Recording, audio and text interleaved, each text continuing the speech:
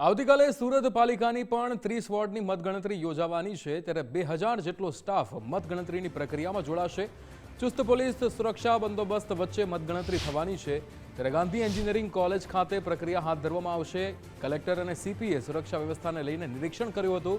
સુરત જિલ્લા collector doctor Saurabh પારધીનું નિવેદન પણ સામે આવ્યું। તેમણે કહ્યું કે મતગણતરીને લઈને સ્ટાફ જોડે નિરીક્ષણ કરાયું છે। મતગણતરીમાં 2000થી વધુ સ્ટાફ જોડાશે। 5 થી 10 રાઉન્ડ સુધી મતગણતરી પૂર્ણ થઈ જશે ત્યારે સ્ટ્રોંગ રૂમ બહાર સતત વિડીયોગ્રાફી દ્વારા મોનિટરિંગ કરાશે। સુરત મહાનગરપાલિકામાં 59.21% જેટલું મતદાન થયું છે। જે મતગણતરી છે ગાંધી કોલેજ એન્જિનિયરિંગ કોલેજમાં યોજવાની છે। આના ભાગરૂપે આજે બધા જ સાથે અમે નિરીક્ષણ પણ કર્યું છે કેવી રીતે પ્રોપરલી બધી મતગણતરી થાય।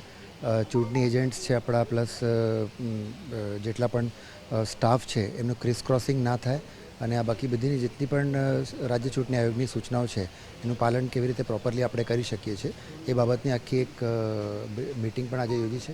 પોલીસ સાથે પણ અમે બધું બંદોબસ્તના અને બધા જે ઇશ્યુઝ છે અમે એક બધું જોઈને ક્લિયર કરવાના છીએ। મતગણતરીમાં આશરે 2000થી વધુ સ્ટાફ જે છે કહેવાના છે અને દરેક એમાં અલગ અલગ નંબર્સ છે ઈવીએમ્સના।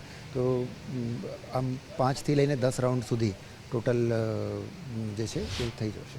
અહીંયા જો સ્ટ્રોંગ રૂમ ખાતે જો ગાંધી એન્જિનિયરિંગ કોલેજ ખાતે જો ટોટલ જો કરીબ 550 જેટલા પોલીસ ના જવાનોનો બંદોબસ્ત છે જેના સુપરવિઝન કરીબ 15 પીઆઈ और 30 પીએસઆઈ 4 એસીપી અને 4 ડીસીપી અહીંયા સમગ્ર જો કેન્દ્ર છે અલગ અલગ જ્યાં મતગણતરી થવાની છે આ જો આપણા તમામ એવા સેન્ટરો ઉપર આ બધા જો સુપરવિઝન કરશે। સાથોસાથ આ સમગ્ર જો બહાર કે બંદોબસ્ત રહેશે બિલ્ડિંગના બહાર જ્યાં વધુ પ્રમાણમાં લોકો ઉમેદવારોના સાથે કેન્ડિડેટની સાથે લોકો આવશે તો એના ધ્યાનમાં રાખીને પૂરી ક્રાઇમ બ્રાન્ચની ટીમો એસઓજીના ટીમો અને એના સાથે સ્થાનિક પોલીસ અન્ય જો પોલીસ બી ત્યાં ડિપ્લોયમેન્ટ રહેશે। આ બી કરીબ 400 જેટલા લોકોના બહાર ડિપ્લોયમેન્ટ રહેશે।